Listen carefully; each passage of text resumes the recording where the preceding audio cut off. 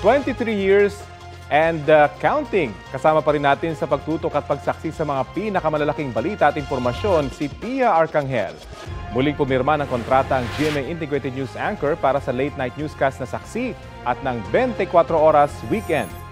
Present sa contract signing sina GMA Network President and the CEO Gilberto R. Duavit Jr., GMA Senior Vice President and Head for GMA Integrated News, Regional TV and Synergy, Oliver Victor B. Amoroso, at Vice President and Deputy Head for News Programs and Specials, Michelle S. Seva.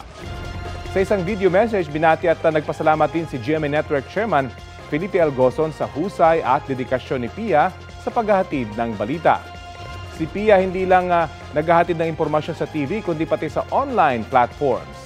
Nagpasalamat si Pia sa lahat ng oportunidad at natutuhan niya sa Kapuso Network. Hindi lang daw trabaho para sa kanyang GMA kundi ikalawang pamilya at tahanan na niya. Congratulations, Pia!